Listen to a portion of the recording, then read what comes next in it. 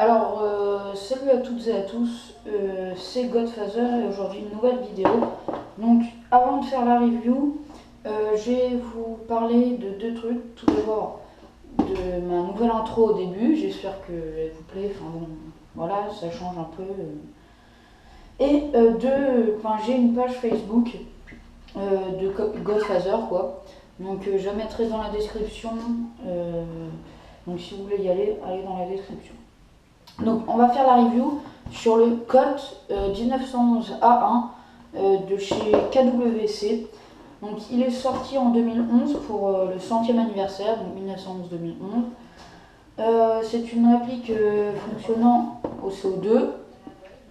C'est une réplique blowback, full metal.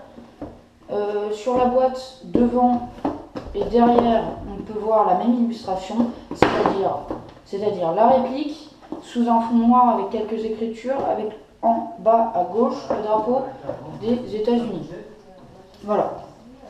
Sur les côtés, on peut voir des messages de prévention en plusieurs langues, comme l'allemand, italien, anglais, France, espagnol, etc. Lorsqu'on ouvre cette boîte, vous aurez un dépliant avec des messages de prévention aussi, avec le certificat de garantie, avec comment charger un billet, comment régler le hop-up, etc. Normalement, ouais, non, en fait. Donc voilà. Après, il y a une clé Allen fournie pour introduire la sparklet dans le chargeur. Et il y a aussi un paquet de billes Cybergun 0,20 g que je n'ai pas utilisé. La réplique se présente dans une boîte en polystyrène gris. Voilà. Donc la réplique ressemble à ça. Donc ça. C'est une réplique très proche du réel car elle fait un poids de 976 grammes, donc un poids qui avoisine le réel, l'arme. Elle a une vélocité avec des 0,20 grammes de 344 fps, mais moi j'utilise des 0,25. Ces billes-là, j'utilise, qui n'ont pas trop de marque, mais je les ai achetés chez Lily Folies. On va parler tout d'abord de sa puissance, donc 344 fps avec des 0,20 grammes, ce qui équivaut plus ou moins à 105 mètres par seconde. Elle fait 1 joue 1. Elle a le système BAX et elle fait 218 mm. Donc 218 mm.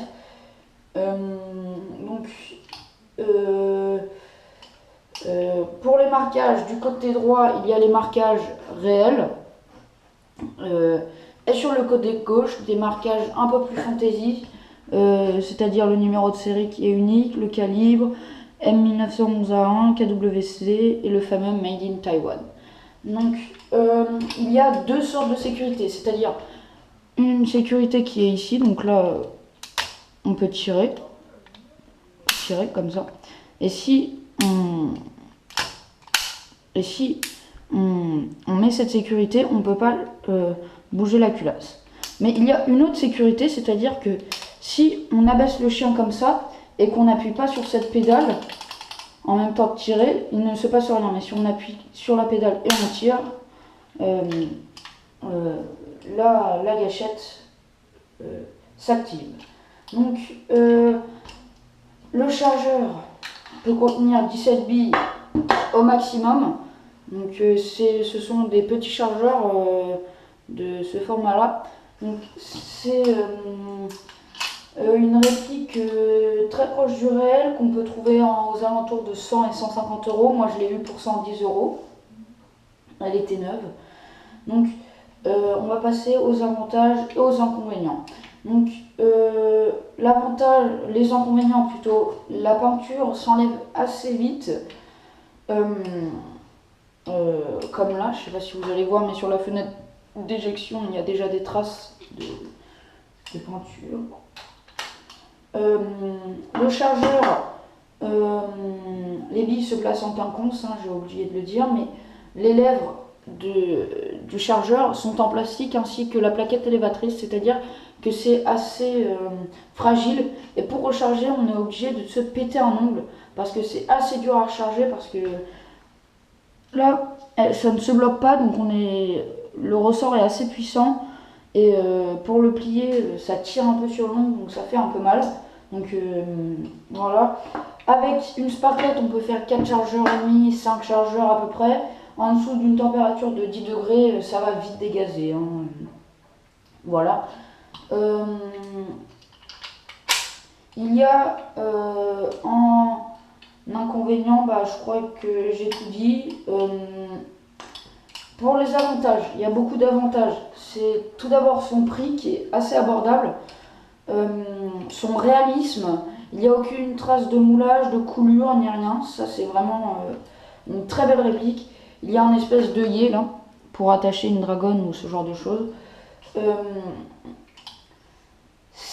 fait que ce soit une réplique blowback à CO2, c'est assez rare, les CO2 blowback. Voilà, son kick aussi, son kick qui est vraiment un bon kick, et je vous ferai le test après. Et puis voilà, je crois que j'ai tout dit, hein. Les plaquettes sur la poignée sont interchangeables, hein, bien évidemment. Et puis il me semble que j'ai tout dit. Pour le système basse, il suffit de démonter la réplique. C'est-à-dire que là, vous avez le petit cran là, le grand cran plutôt, c'est pour bloquer la gâchette, la culasse plutôt, quand il n'y a plus de billes, voilà.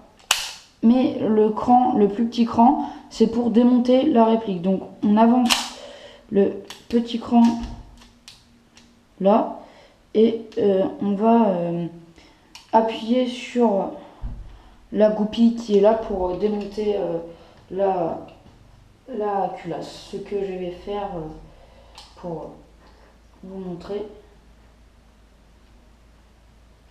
Alors, excusez-moi, c'est un peu galère. Voilà, hop, la goupille étant enlevée, on la laisse de côté. Et toujours avoir enlevé le chargeur, ce que je n'ai pas fait. Très important.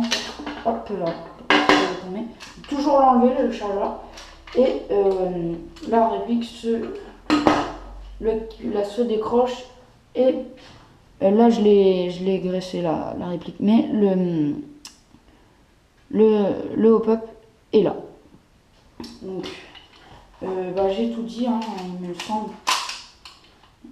Après, pour remettre la goupille, c'est exactement la même chose dans le sens inverse. Après, on vérifie bien que c'est bien enclenché. Et puis voilà, maintenant on va passer au test de tir. Donc voilà pour le test de tir, c'est parti. Donc jamais oublier les lunettes. Et c'est parti. Donc j'ai oublié de dire que c'était un simple action, hein, donc on peut charger la réplique soit en abaissant la gâchette, soit en tirant la culasse. C'est comme ça.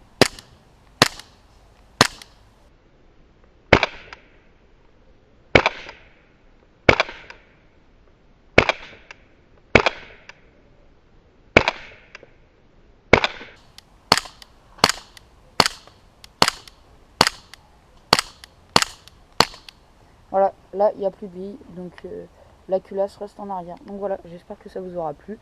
Puis moi je vous dis à la prochaine. Allez, ciao.